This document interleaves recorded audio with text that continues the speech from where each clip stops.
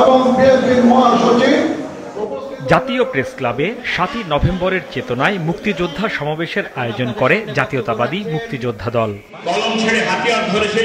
এতে বিএনপির স্থায়ী কমিটির সদস্য হাফিজউদ্দিন আহমেদ বলেন, ক্ষমতায় যাওয়ার লোভে একটি ধর্মভিত্তিক রাজনৈতিক দল নির্বাচনকে ঘিরে নানা ষড়যন্ত্র করছে। মুক্তিযুদ্ধের বিরুদ্ধে কোনো ষড়যন্ত্র হলে তা প্রতিহত করা হবে। গণভোট সহ অনেক বিষয়ে অনিচ্ছা সত্ত্বেও বিএনপি গণতন্ত্রের স্বার্থে অনেক কিছু মেনে নিয়েছে, যা দুর্বলতা ভেবেছে সরকার। বিদেশ থেকে আমদানি করা কয়েকজন তথাকথিত পণ্ডিত ব্যক্তির পণ্ডিতের মাধ্যমে সনদ বারবার আমরা দেখতে পাচ্ছি। সনদের কোনো প্রয়োজন নাই। প্রয়োজন একটি প্রতিনিধিত্বশীল জাতীয় সংসদ, সত্যিকারের জনপ্রতিনিধি, যারা আগামী দিনে বাংলাদেশের ভাগ্য গড়ে তুলবে। ৭১-এর স্বাধীনতা বিরোধীরা যদি কোনো ধরনের ষড়যন্ত্র করার চেষ্টা করে, আমরা ঐক্যবদ্ধভাবে তাদেরকে প্রতিরোধ করব। রাজপথে এমন সংগ্রাম গড়ে তুলব, এমন আগুন প্রজ্বলিত করব, বাংলাদেশে মুক্তিযোদ্ধা ছাড়া, মুক্তিযুদ্ধের আদর্শ ছাড়া অন্য কোনো কিছু বাংলাদেশে থাকবে না। একই অনুষ্ঠানে বিএনপি মহাসচিব বলেন, ত্রয়োদশ সংসদ নির্বাচন ফেব্রুয়ারিতেই হতে হবে।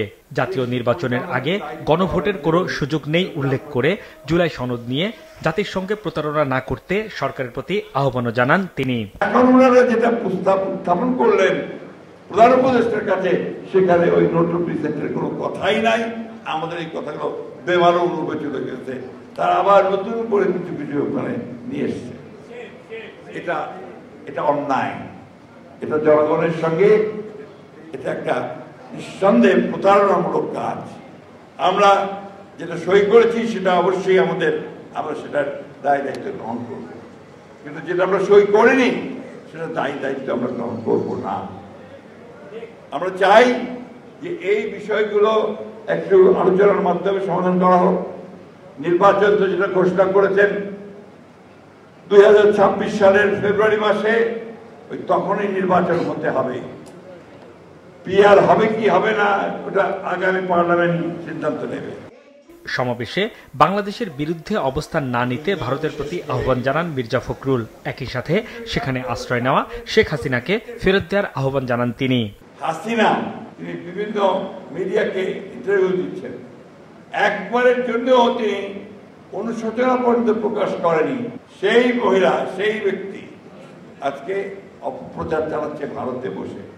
ভারত সরকারকে খুব পরিষ্কার করে আমরা বলতে চাই যে হাসিনাকে আপনারা বাংলাদেশে ফেরত দিন, এবং তার যেখানে বাংলাদেশের আইনে যে বিচারের মুখোমুখি তাকে হবে, সেই বিচারের মুখোমুখি করার ব্যবস্থা করে দিন।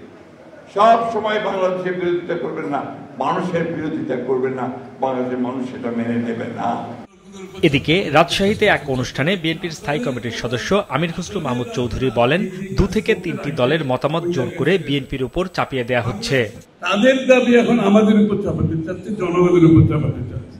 ঐক্যমত্য কমিশনের যারা আছেন, যারা আপনাদের কথা, আপনাদের দাবি রাজনীতিবিদদের উপর চাপাতে চান, জনগণের উপর চাপাতে চান, তাদের প্রতি আমার অনুরোধ, আপনারা যে যে কাজ করতে লাগে ওই জায়গায় ছেড়ে দেন।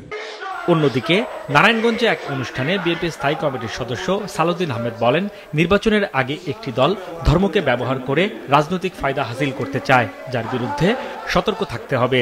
এখানে আমরা মওদুদি ইসলামের অনুসারিত নয়,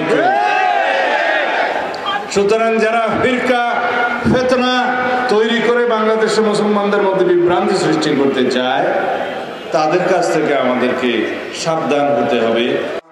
ধর্মের নামে দেশে বিভক্তির রাজনীতির সুযোগ নেই বলেও মন্তব্য করেন সালাউদ্দিন আহমেদ। যারা ইসলামকে নিয়ে রাজনীতি করেন না।